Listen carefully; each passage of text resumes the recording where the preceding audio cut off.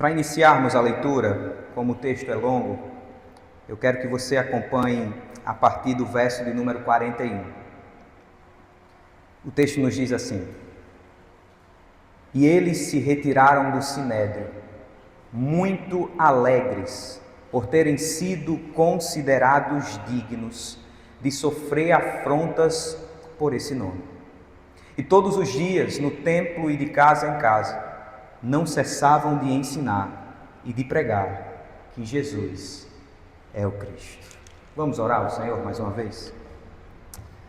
Pai querido, estamos aqui diante de Tua Palavra e necessitamos do auxílio do Teu Espírito. A Tua Palavra é alimento para nós.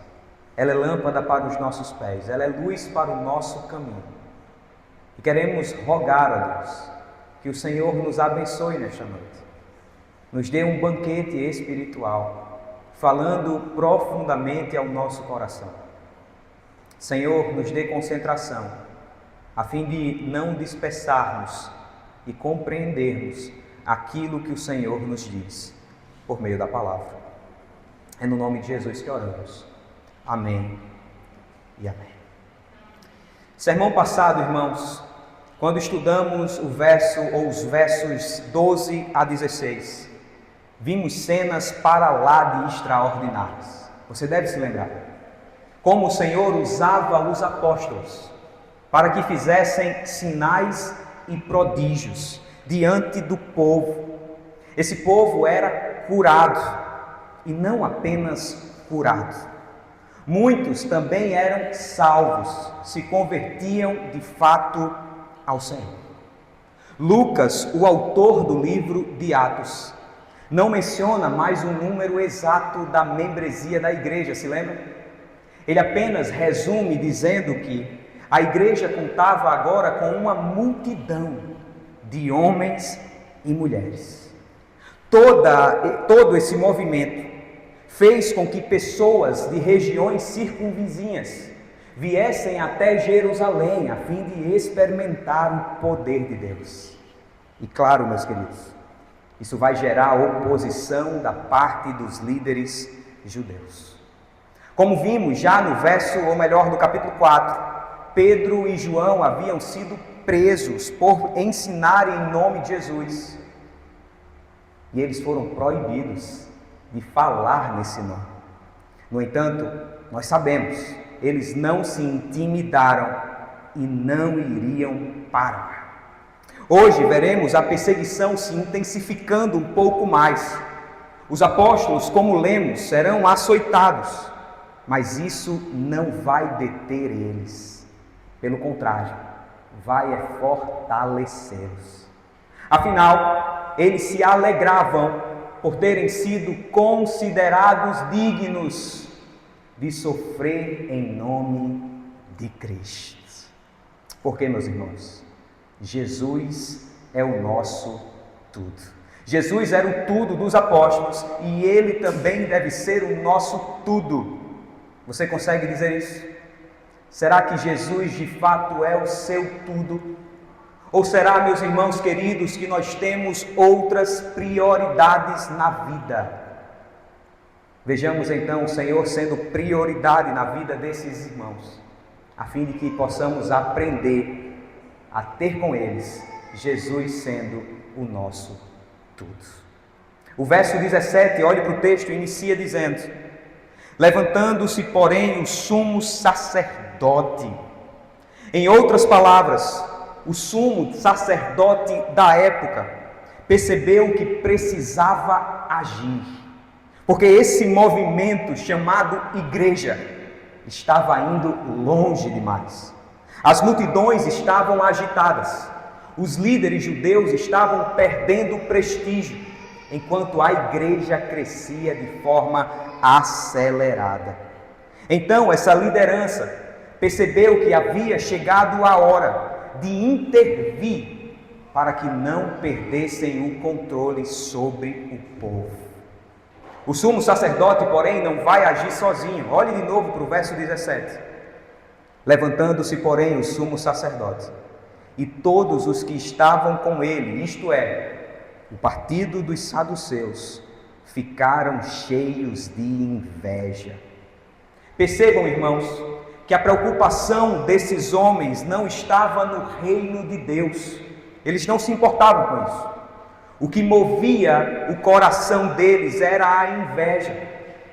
Eles não estavam se preocupando com teologia, eles não estavam se preocupando com o estabelecimento do reino de Deus na terra. O que eles tinham por preocupação era perderem os prestígios de líderes do povo. O movimento crescia em proporções gigantescas.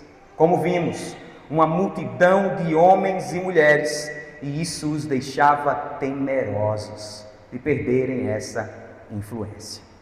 O reino de Deus não estava em primeiro plano. O que desejavam era alimentar o próprio ego, manter os status. É isso que a inveja faz, irmãos. Nos dá sede de poder e infla o nosso ego. A inveja os levou a tomar uma decisão muito drástica. Olhe como o texto continua no verso 18. Prenderam os apóstolos e os recolheram à prisão pública. Antes, no capítulo 4, Pedro e João já haviam sido presos. Vocês sabem bem. Mas ao que tudo indica, foi uma espécie de prisão preventiva em um cárcere ligado ao templo. Agora, algo se torna pior. Eles mais uma vez foram detidos, mas dessa vez colocados em uma prisão pública, juntos com assassinos, com ladrões. E de fato, os líderes judeus queriam mostrar ao povo que os apóstolos eram esse tipo de gente, criminosos, malfeitores. Como alguém já observou, desta vez a situação poderia evoluir para uma pena de morte. Tudo isso aconteceu no final da tarde, bem provavelmente, porque como veremos, os apóstolos estarão na cadeia à noite. O verso 19 diz: mas de noite, um anjo do Senhor abriu as portas da prisão e, levando-os para fora, lhes disse: vão ao templo e digam ao povo todas as palavras desta vida. Meus irmãos, Lucas não nos dá muitos detalhes como aconteceu essa libertação, mas o que ele registra é suficiente. Um anjo do Senhor os tirou dali. E aqui, irmãos, há uma ironia grandiosa. Deus faz isso de propósito. Às vezes Deus é irônico, tá? Por que eu digo isso? Porque os saduceus não acreditavam em anjos. E foi justamente um anjo que libertou os apóstolos da prisão que os saduceus haviam colocado. E mais uma vez, o Senhor demonstra que apoia e confirma a obra dos apóstolos, porque em última análise, irmãos, a obra não é dos apóstolos, a obra é do próprio Deus. E o propósito da libertação não foi outro, a não ser que continuassem pregando o Evangelho. Repare no termo utilizado pelo anjo: as palavras desta vida, ou as palavras de vida eterna. Isso nos faz lembrar de quando o Senhor Jesus Cristo, após pregar um duro sermão, os homens então abandonam o seu ministério terreno, e ele se volta para os seus 12 apóstolos e pergunta: vocês também não querem ir? Ao que Pedro respondeu: Senhor, para quem iremos? Porque só o Senhor tem as palavras de vida eterna. Será que essa verdade também está selada em nosso coração? Veja, para Pedro, Jesus era tudo. Ele não tinha a quem recorrer, porque nenhum outro possuía as verdadeiras palavras de vida eterna. Submeter-se à prisão pública foi apenas uma prova dessa convicção. De fato, Jesus Cristo havia se tornado tudo de Pedro. Esse mesmo Pedro, irmãos, que há pouco tempo havia negado o Senhor Jesus Cristo por 3 vezes. Agora nós vemos ele aqui, sendo preso por amor a Cristo. E não somente ele, os demais apóstolos que fugiram quando Jesus foi preso, agora também estão aqui nesta cena. Jesus se tornou o tudo deles. Queridos, desgastar a nossa vida em prol do Evangelho é a melhor coisa que podemos fazer. Sofrer por amor a Jesus Cristo é, na verdade, um privilégio imensurável para todos aqueles que entenderam a grandiosidade do Evangelho. Percebam uma outra coisa: os apóstolos foram presos, mas em nenhum momento Lucas registra algum tipo de queixa. Eles não estavam reclamando, mas se submeteram à prisão. Isso nos constrange, irmãos. Jesus era tudo deles. O reino de Deus era prioridade. Eles não buscavam status como os líderes judeus estavam buscando. Não estavam admirados por estarem se tornando agora os líderes daquela igreja, do movimento chamado igreja. O que alegrava o coração dos nossos irmãos era o fato de o Evangelho estar sendo pregado. E muitas pessoas estavam crendo, estavam se convertendo.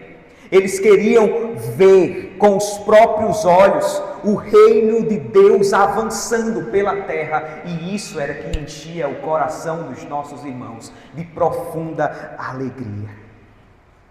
E quanto a nós, essa é a nossa prioridade. As coisas que Deus ama são as coisas que nós também amamos. Talvez sob pressão você responda que sim, mas calma, responda com calma, seja sincero com você mesmo, seja sincero com o Senhor. Se o Evangelho fosse a nossa prioridade, será que nós não nos envolveríamos com ele de forma genuína? Porque não sentimos mais sede de aprender, irmãos? Porque não temos prazer, muitas vezes, de estar no culto, no santo ajuntamento, em comunhão com outros irmãos? Porque não desgastamos a nossa vida em prol do Evangelho? Porque negamos Cristo por tão pouco? Novamente eu faço a pergunta: será que o Evangelho é mesmo a prioridade nas nossas vidas? Ou não colocamos tantas outras coisas na frente do Evangelho? Porque se fosse prioridade, por exemplo, algo bem simples, nós não faltaríamos o culto por motivos banais. Nós não negligenciaríamos o nosso momento de devocional. Nós oraríamos mais. Nós pregaríamos mais. Nós viveríamos igreja mais, se o Evangelho fosse a nossa prioridade. Se ele fosse a nossa prioridade, enxergaríamos o mundo com as lentes chamadas Evangelho. Tudo o que faríamos estaria baseado naquilo que nós dizemos crer. Eu falo de estilo de vida, irmãos. Nossa vida refletiria o Evangelho. Nas vendas, nas reuniões do trabalho, nos estudos, na conduta particular, familiar, no namoro. Tudo o que fizéssemos, ou tudo o que vamos fazer, deveria ser em prol do Evangelho. Deveríamos respirar as boas novas de Cristo. Mas acontece, irmãos, que assim como o sumo sacerdote e os saduceus, muitas vezes inflamos o nosso ego, achamos que somos mais do que aquilo que realmente somos e pensamos que tudo deve acontecer de acordo com a nossa vontade. Acreditamos que Deus existe para satisfazer os nossos desejos, os nossos caprichos, e acabamos confundindo Bíblia com o filme do Aladim, com o gênio da lâmpada, e acabamos nos portando diante de Deus da seguinte maneira: se Deus não fizer aquilo que eu quero, eu não piso mais nessa igreja. Se essa coisa não acontecer conforme eu planejei, eu vou deixar Deus de lado. Se Ele não fizer aquilo por mim, eu me desvio. Quando não é isso, é a nossa falta de maturidade. Basta uma pessoa olhar diferente para a gente. Eu não quero mais saber de igreja alguma. E assim a gente vive revoltado. E sabe por quê? Porque Deus não é a nossa prioridade. O nosso Deus somos nós mesmos. Adoramos a nós mesmos e achamos que tudo gira em torno da nossa vida, como se fôssemos o protagonista de tudo e todas as outras coisas são coadjuvantes. Isso é resquício do que aconteceu no Éden, quando o ser humano pensou que poderia ser como Deus. Então, até hoje, a gente acha que pode ocupar o trono. Não podemos. Nós somos fracos. Se é assim que vivemos, é sinal de que talvez não entendemos ainda o Evangelho, irmãos. Porque o Evangelho nos coloca no nosso devido lugar. O que somos? Pecadores. Estamos desesperadamente necessitados da graça do Senhor. Não é Deus quem precisa de nós. Deus não precisa da nossa oração, da nossa adoração, do nosso culto, não. Somos nós quem precisamos dele. Por isso, a mensagem do Evangelho é um golpe mortal no nosso ego. A mensagem do Evangelho é um tiro no nosso orgulho. Porque quando entendemos e percebemos o quão miseráveis somos, não temos outra opção a não ser cairmos de joelhos e dizer: Senhor, eu não sou isso tudo. Senhor, eu necessito de Ti. Senhor, faz em mim a Tua vontade. O Evangelho nos torna mais humildes. Humildes diante de Deus, como acabamos de ouvir, mas também humildes diante dos outros. Porque recebemos tamanha graça e entendemos o nosso lugar. Nós não vamos andar com o queixo levantado, olhando para os outros de forma a nos sentirmos superiores. Não, irmãos. Mas por causa do Evangelho, nós vamos olhar para os demais como servos do Senhor. A ótica do reino de Deus é justamente essa. Você quer ser grande? Seja servo de todos. Isso é a verdadeira grandeza diante do Senhor. Que Jesus seja a nossa prioridade. Afinal, Ele é tudo o que temos. Após a libertação que Deus concedeu aos apóstolos e a ordem do anjo para que pregassem o Evangelho, eles não perderam tempo, queridos. Assim que tiveram a oportunidade, a abraçarem. É o que o texto relata em Atos capítulo 5, a partir do verso 21.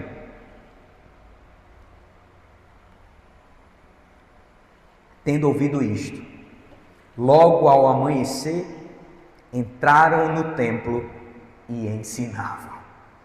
Basicamente, irmãos, eles dormiram na prisão e acordaram no templo. Isso é uma ironia gigante no texto. Ao que tudo indica, eles haviam sido retirados do templo para a prisão. E agora eles saem da prisão e vão diretamente para o templo. E o que eles faziam? Você leu. Eles ensinavam. O ministério apostólico tem como base a pregação, o ensino. Isso é uma prova clara da obediência que eles tiveram ao Senhor. O anjo, após tirá-los da prisão, ordenou que pregassem, e é exatamente isso que eles estão fazendo. Eles estão obedecendo. E olha que coisa engraçada. Enquanto eles ensinavam no templo, o sumo sacerdote chega para um julgamento. E ele pensava que os apóstolos estavam ainda na prisão pública. Olha como o texto continua entre os versos 21 a 24. Quando chegaram o sumo sacerdote e os que com ele estavam, convocaram um sinédrio e todo o conselho dos anciãos do povo de Israel e mandaram buscar os apóstolos na prisão. Mas quando os guardas chegaram lá, não os encontraram no cárcere. E voltando, relataram dizendo: encontramos a prisão fechada com toda a segurança e as sentinelas em seus postos, junto às portas. Mas abrindo-as, não encontramos ninguém dentro. Quando o capitão do templo e os principais sacerdotes ouviram estas informações, ficaram perplexos a respeito deles e do que havia de ser isto. Imaginem um susto. Tudo pronto para o interrogatório. Mandaram chamar os apóstolos. Mas quando chegaram ao cárcere, cadê eles? Tudo parecia normal. Os guardas estavam montando guarda, as portas da prisão estavam acadeadas, mas quando abriram as portas, cadê os prisioneiros? Escaparam.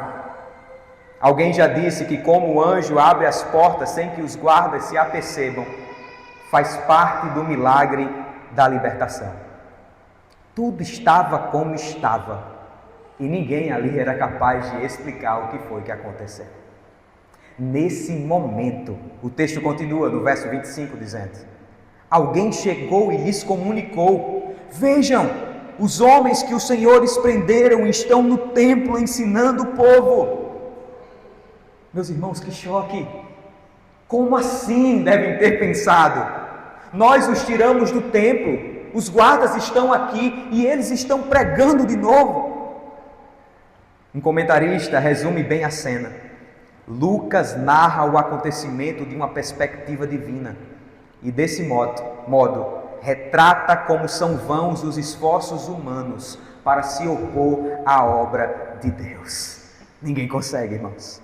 De fato, esses líderes judeus poderiam ter percebido que estavam lutando contra o próprio Deus, mas corações cheios de orgulho, pessoas com ego inflado, não percebem quando Deus está agindo.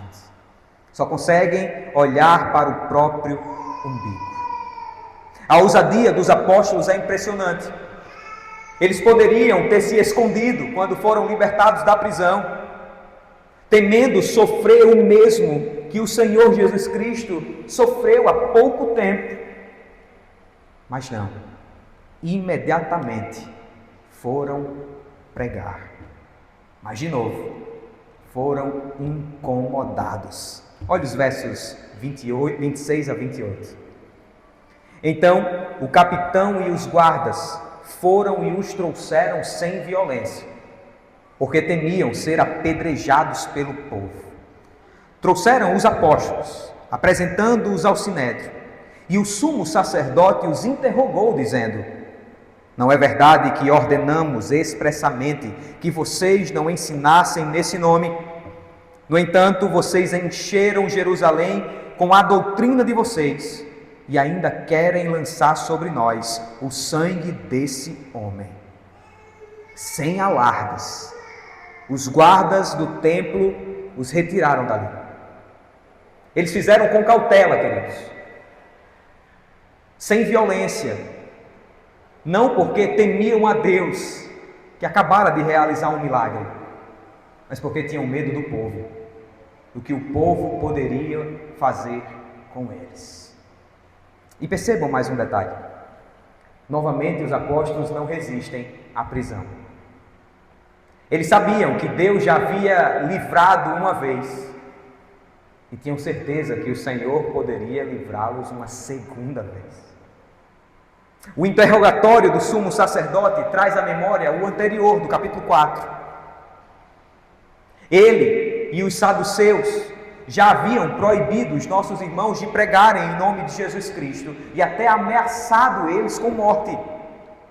Mas nada disso surtiu efeito. Os discípulos continuaram pregando. E além disso, denunciavam que aqueles líderes e todo o povo de Israel eram culpados pelo sangue de Cristo. Porque esses líderes que estão aqui nesse interrogatório também estiveram no interrogatório do Senhor Jesus Cristo. E todo o povo de Israel é culpado pelo sangue de Cristo, porque no momento em que Pilatos disse que lavaria as suas mãos, eles disseram que o sangue desse homem recaia sobre nós. Os apóstolos denunciam isso. E perceba outra coisa. É interessante que eles em nenhum momento questionam aos apóstolos como foi que eles saíram da prisão. Perceberam isso? Eles não perguntam. Eles sabiam que havia sido um milagre divino. Eles sabiam que Deus estava agindo por meio dos apóstolos. Porque lá no capítulo 3 e 4, com a cura daquele aleijado no templo, esses líderes, esses mesmos líderes, declararam o seguinte: houve um milagre que nós não podemos negar. Eles sabiam que Deus estava agindo. O incômodo deles não é o milagre.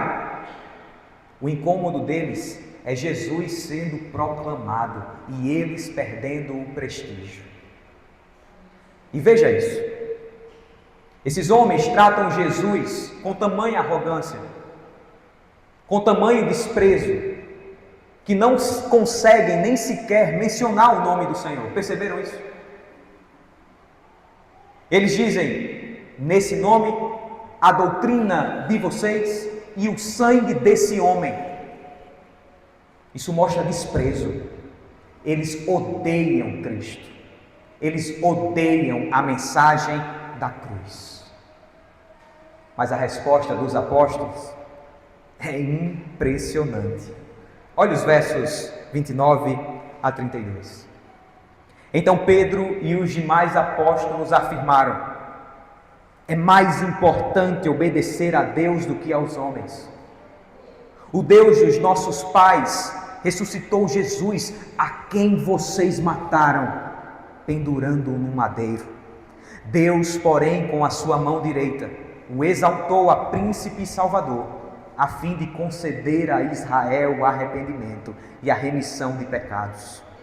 E nós somos testemunhas destes fatos, nós e o Espírito Santo que Deus deu aos que lhe obedecem.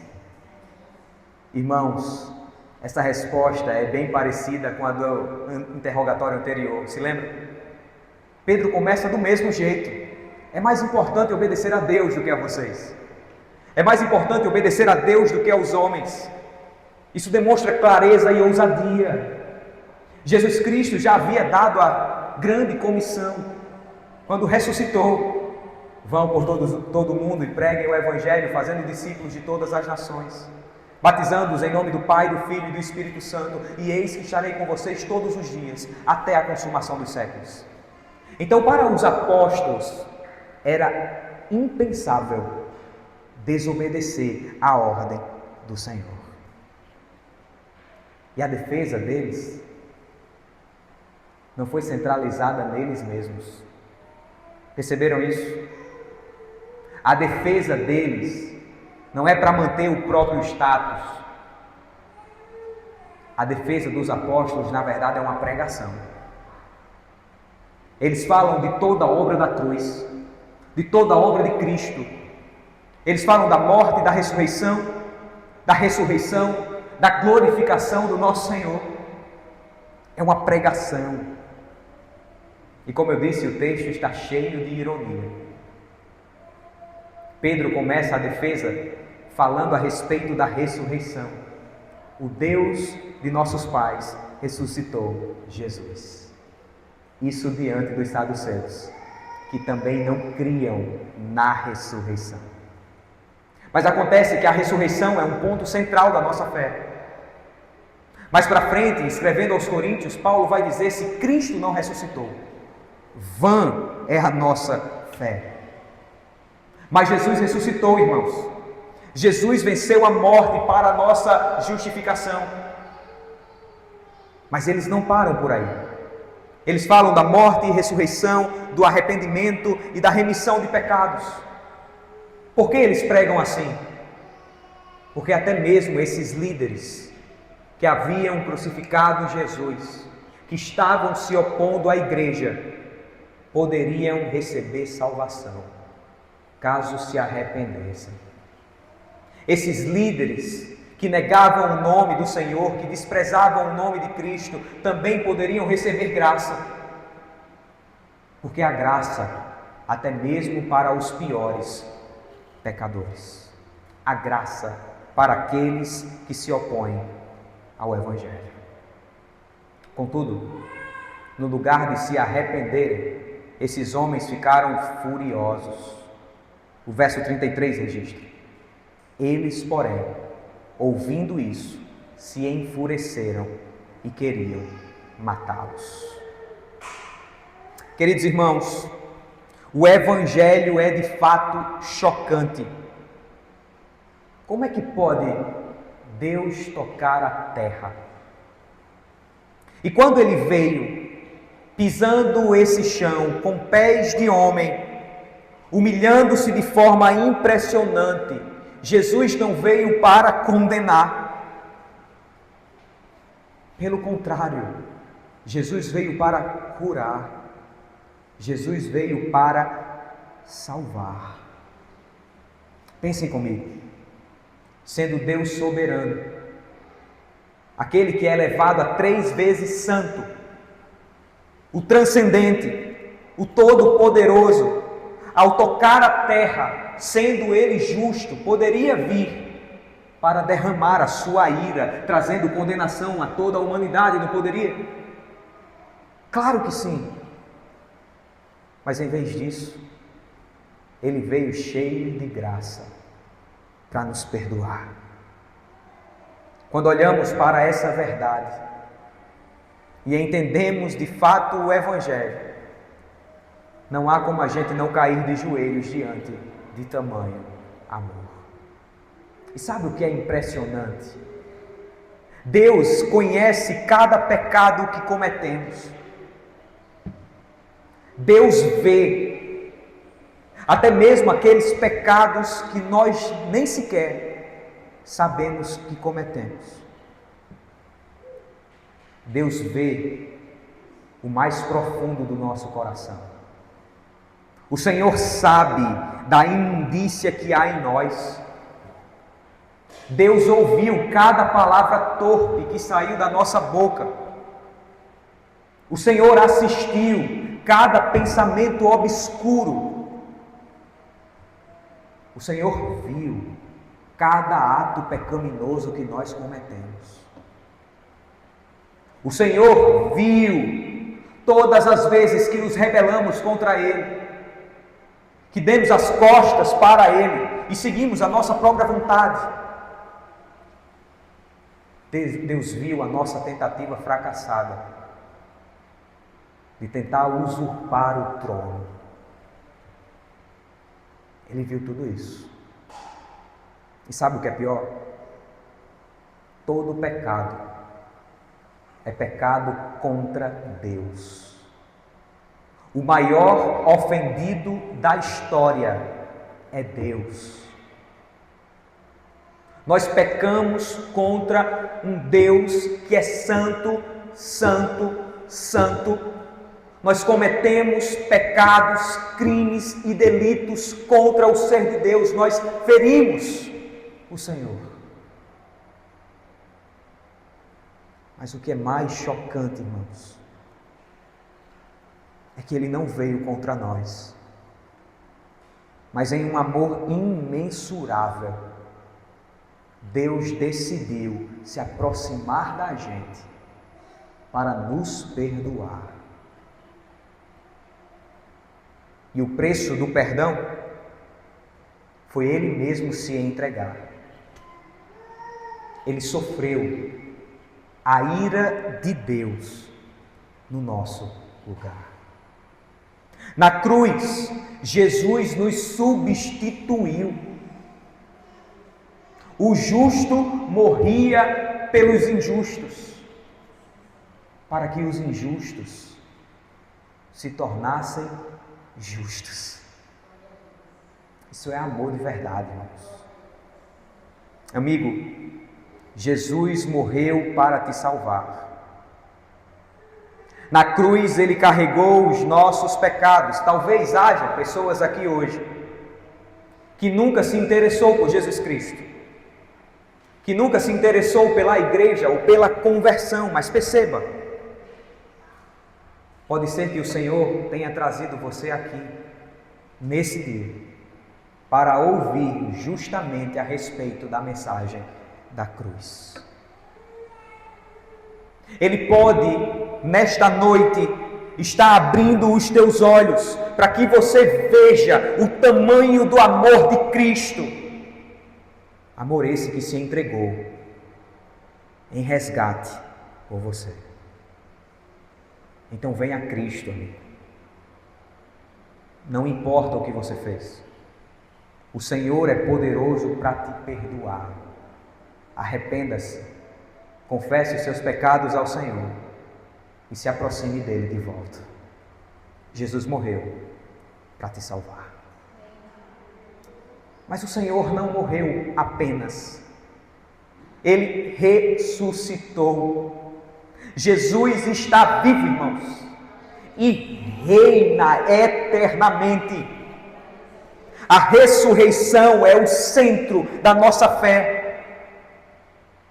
É a verdade de que a obra de Cristo foi aceita e válida diante de Deus. Cristo é vitorioso. Cristo venceu a morte. Seu túmulo está vazio. Romanos capítulo 4 declara que Jesus foi entregue por causa das nossas transgressões e ressuscitou para a nossa justificação. Nós não servimos a um líder morto. Os chamados heróis da fé, Abraão, Isaque e Jacó, José, Moisés e Raabe, Davi, Samuel e os demais profetas do Senhor, foram notáveis servos que marcaram gerações. Mas acontece que todos eles morreram.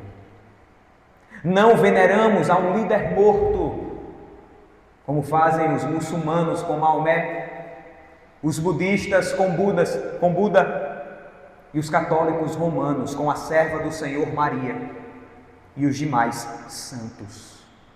Todos enfrentaram a morte, todos têm os seus ossos entre nós até hoje, mas nós servimos a um Senhor cujo túmulo foi aberto, cujo corpo foi glorificado e que hoje está assentado à direita de Deus Pai Todo-Poderoso.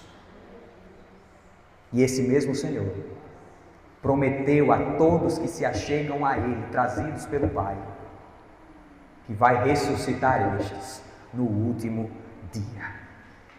Isso significa, irmãos, que se morrermos antes da volta de Cristo, teremos a garantia de que vamos ressuscitar com corpos incorruptíveis, semelhantes ao corpo do nosso Senhor, e então, para sempre, reinaremos com Cristo.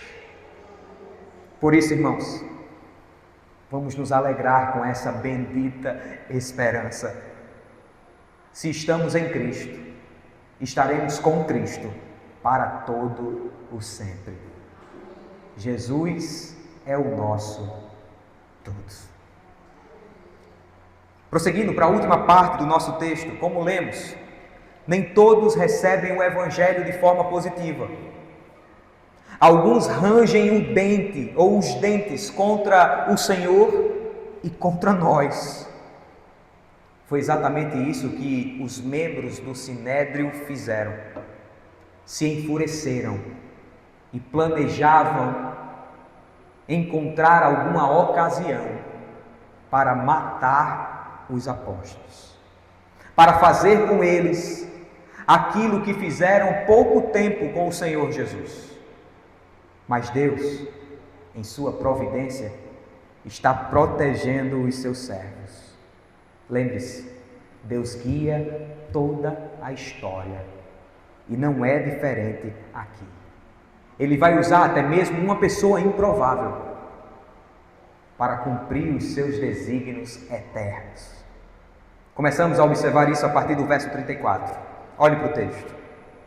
Levantando-se no sinédrio, um fariseu chamado Gamaliel, mestre da lei, respeitado por todo o povo, mandou que os apóstolos fossem levados para fora por um momento.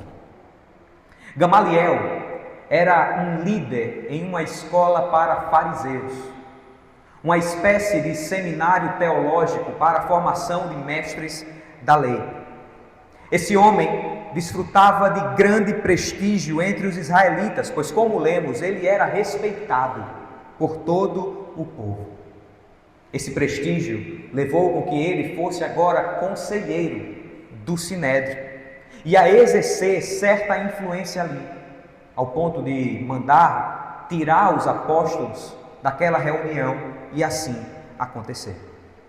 Uma curiosidade é que o apóstolo Paulo foi ensinado por Gamaliel. Gamaliel foi o seu mestre. Antes de sua conversão, Paulo foi um fariseu zeloso.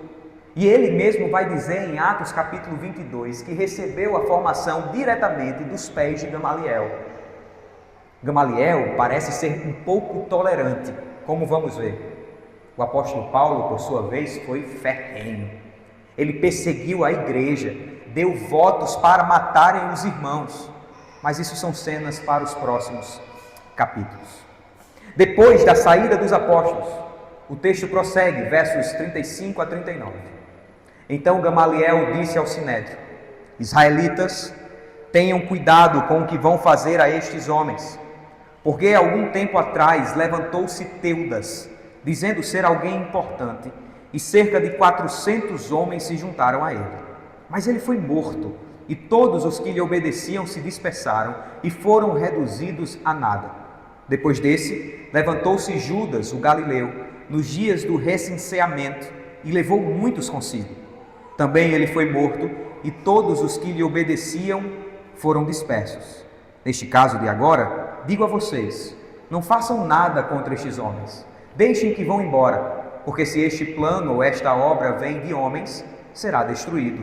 Mas se vem de Deus, vocês não poderão destruí-los e correm o risco de estar lutando contra Deus. Gamaliel cumpre o seu papel de conselheiro. Enquanto os demais líderes estão tentando matar os apóstolos, ele recorre a dois exemplos históricos. Um chamado Teudas. Se o historiador Flávio Joséfo estiver falando do mesmo, foi um sujeito que se autoproclamou profeta e levou muitos a acreditarem nele. Acontece que Teudas morreu e o seu movimento deu em nada. O segundo exemplo é Judas, o chamado Galileu, que incitou uma rebelião contra os impostos e também trouxe com ele muitos seguidores. Mas acontece que Judas foi morto e os seus seguidores se dispersaram. A ideia de Gamaliel é que ambos os movimentos foram humanos e estavam fadados ao fracasso. E então ele aconselha: se o movimento dos apóstolos for também humano, também vai se dissolver. Afinal, o líder dele já morreu. Esperem um pouco, vamos ver até onde isso vai dar. Mas se for divino, lutar contra eles será lutar contra Deus. E cá entre nós, irmãos, aqui estamos, 2000 anos depois, falando do mesmo Jesus, da mesma fé. Não fomos dispersos. O discurso de Gamaliel surtiu efeito. O verso 39 registra: e os membros do Sinédrio concordaram com Gamaliel. No entanto, eles não liberariam os apóstolos sem antes dar-lhes uma lição. Olhe para o verso 40. Então chamaram os apóstolos e os açoitaram. E ordenando-lhes que não falassem em nome de Jesus, os soltaram. Um comentarista nos ajuda a imaginar como é essa cena do açoite. Ele diz o seguinte, abre aspas: os açoites eram aplicados com um chicote feito de pele de bezerro, na parte superior do corpo nu do ofensor, sendo que 1/3 dos açoites era aplicado no peito e outros 2/3 nas costas. O ofensor ficava em pé, em posição encurvada, e aquele que ministrava os açoites ficava em pé sobre uma pedra em posição superior. Fecha aspas. O total dos açoites deve ter sido em torno de 40, o máximo permitido por lei. Eles apanharam feio. Depois, novamente, eles ordenaram que não falassem em nome de Jesus e então soltaram os apóstolos. Se fosse com você, qual seria a sua reação? Talvez a nossa reação fosse: eu vou deixar esse negócio de igreja para lá. Eu estou sofrendo demais. Já fui preso, agora apanhei. Vamos embora. Mas se não se esqueça, Jesus era tudo para os apóstolos. Olhem para a reação deles, versos 41 e 42. Eles se retiraram do Sinédrio, muito alegres por terem sido considerados dignos de sofrer afrontas por esse nome. E todos os dias, no templo e de casa em casa, não cessavam de ensinar e pregar que Jesus é o Cristo. A alegria deles, irmãos, era evidente. A alegria não era porque eles foram postos em liberdade. Se eles morressem, eles estariam felizes do mesmo jeito. Porque se morressem, estariam com Cristo. A alegria deles foi, de fato, porque eles se tornaram dignos de sofrer por amor a Cristo. Para eles, esses açoites, na verdade, eram honras. Certamente eles se lembraram dos cravos que perfuraram as mãos do Senhor. Devem ter passado pela mente deles a coroa de espinhos que perfurou a fronte do Mestre. Devem ter se lembrado da cruz romana, instrumento de tortura.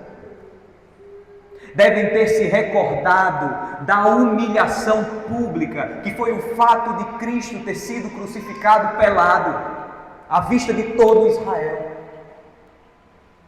Devem ter se lembrado da ira de Deus que estava caindo sobre Cristo por causa dos pecados deles.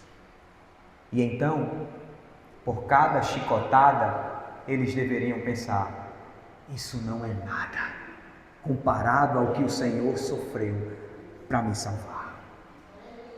Certamente ecoava no coração desses homens aquela palavra de Cristo quando ele pregou naquele alto monte, dizendo: bem-aventurados são vocês, quando por minha causa os insultarem, perseguirem e mentindo, disserem todo mal contra vocês.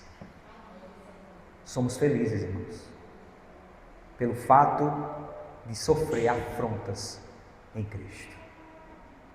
Essas afrontas, ou essa alegria, melhor dizendo, vinha de Cristo. Era a prova de que o Senhor fortalecia os nossos irmãos em meio à perseguição e mais. Eles não se intimidaram diante do Sinédrio, mas todos os dias, perceberam isso? Todos os dias eles se reuniam e continuavam ensinando e pregando que Jesus é o Cristo. Pessoas eram salvas, o reino de Deus avançava, porque Jesus era o tudo deles. Por isso continuavam se esforçando para pregar.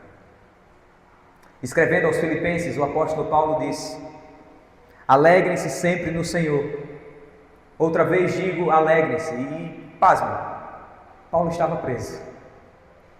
O que faz homens e mulheres de fé enfrentarem o sofrimento com alegria? Vocês já viram cristãos sofrendo, mas com um sorriso no rosto? Vocês já viram pessoas passando por lutas, dores, lutos, mas com uma fé inabalável? A gente então fica admirado, né? E pergunta: como é que pode ser isso? A pessoa está sofrendo, a pessoa está no hospital, mas continua pregando, a pessoa está sofrendo afrontas, mas continua com um sorriso no rosto. O que é isso?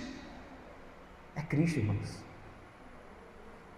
Não é que essas pessoas, ou até mesmo os apóstolos, fossem amantes do sofrimento. Se alguém gosta de sofrer, no mínimo a gente diria que essa pessoa não está batendo bem da cabeça, né? Não está em perfeito juízo. A verdade, irmãos, é que não gostamos de sofrer, mas podemos nos alegrar em meio aos sofrimentos. A palavra de Deus nos ensina que o sofrimento produz perseverança. E quando entendemos que o Senhor está conosco no barco, então descansamos. Porque quem guia toda a história é o Deus soberano. E sempre, irmãos, pregamos ao nosso coração: Ele tem o melhor para nós. Então nos alegramos, mesmo diante dos açoites da vida. Nos alegramos porque confiamos em Jesus. Nos alegramos porque Ele é o nosso tudo. Nós precisamos descobrir qual é o segredo do contentamento. Parafraseando o apóstolo Paulo, ele disse que o segredo do contentamento é mesmo passando por todas as coisas da vida, por todas as dificuldades, tendo o que comer ou passando fome, ele poderia passar por tudo isso, porque Cristo o fortalece. Alegre-se sempre no seu Senhor. É por isso que os apóstolos estão felizes, porque eles olhavam para o sofrimento pela perspectiva divina. É por isso também que eles não se intimidavam diante da perseguição. Eles tinham a consciência de que não eram deste mundo, de que eram peregrinos e forasteiros, peregrinando rumo à terra prometida, a Canaã celestial. E por isso, participar dos sofrimentos de Cristo era algo glorioso, pois o Senhor mesmo disse: grande será o vosso galardão. Então, se você sofre por ser cristão, na verdade se alegre. Parece contraprodutivo, né? Sofra com alegria, para a glória de Deus. Mas quanto a vocês, amigos, que ainda não se entregaram a Jesus Cristo, saibam que essa resistência é uma prova de que vocês continuam lutando contra Deus. Vocês olham para o divino, mas não consideram Ele. Ouvem o Evangelho, mas não respondem. Vivem como querem, praticando pecados atrás de pecados, de forma deliberada. Já foram advertidos a respeito da conduta, Já ouviram sobre a transformação que o Evangelho promove na vida, mas ainda assim não se rende a Jesus e continua insistindo em lutar contra Deus. No mínimo, isso é estranho. O ser humano pensar que pode lutar contra Deus é de uma arrogância sem precedentes. Quem aqui pode lutar contra o Todo-Poderoso? Olha só, Deus tem sido paciente com você, dando-lhes chances, mais chances, para que você olhe para Cristo, para que você se arrependa dos seus pecados. Você ouve o Evangelho repetidas vezes, mas nunca aceitou a mensagem. Eu preciso alertar você. Saiba que a paciência de Deus um dia dará lugar à sua santa ira. E nesse dia, você se verá fracassado, sem saída, condenado. Nós somos frágeis demais. Como é que um ser totalmente ilimitado que nem nós pode lutar contra o Criador do universo? É impossível. Eis então a boa notícia. Ele é gracioso, Ele é generoso, Ele é misericordioso. Ele está chamando você para baixar a sua espada, para baixar as suas armas e a se render. E quando você fizer isso, Ele não vai tratar você como um prisioneiro de guerra. Ele vai tratar você como um filho amado. Você se sentará à mesa com aquele que um dia foi o seu inimigo, mas que estendeu a mão para a reconciliação. Deus vai colocar você para dentro da família dele, adotando você como filho amado, e vai tratar você como de fato é, um filho. Ele vai tratar você como um membro da família dele. Diante disso eu lhe pergunto, por que continuar menosprezando tamanha graça? Isso serve também, não somente para aqueles que não são convertidos, mas também para todos os outros que talvez estejam afastados do Senhor. Para todos os outros que se esfriaram na caminhada. Veja, se você é um crente de verdade, você não tem como perder sua salvação. Mas viver assim ocasionará muitas dores, muitos sofrimentos. E esse Deus misericordioso, que é para salvar, também o é para reconciliar, para avivar. Então, irmãos queridos, e ímpios que estão aqui hoje, venham a Cristo com o coração cheio de fé e se arrependam dos seus pecados. Essa reconciliação só é possível porque Jesus Cristo enfrentou a ira de Deus em nosso lugar. O Filho de Deus foi a linha de frente de batalha e sofreu a punição devida para os inimigos de Deus, para que os inimigos se tornassem amigos. E talvez você pense, é justo você pensar assim, Deus não poderia salvar e ponto final, precisava disso tudo, precisava de alguém morrer. Entenda uma coisa, Deus é justo. Esse é um dos seus atributos. Deus precisa agir com justiça. O salário do pecado é a morte. Morte esta eterna. E então nos perguntamos se Deus é justo e se somos pecadores e se merecemos receber a justa condenação, como poderíamos escapar de tamanha ira? Por causa dos nossos pecados, todos nós seríamos lançados no inferno, mas Jesus se apresenta, querido, como alguém que dissesse: eu pago o preço no lugar deles. Foi exatamente isso que Jesus fez na cruz do Calvário. Ele estava pagando pelos pecados que nós cometemos e assim nos concedendo perdão eterno. Essa é a realidade para o povo de Deus. Por causa de Jesus Cristo, nenhuma condenação há sobre nós. E essa promessa é dada a todo aquele que se converte. Como João declara em seu Evangelho: quem crê no Filho tem a vida eterna. Quem, porém, permanece rebelde contra o Filho, não verá a vida, mas sobre ele permanece a ira de Deus.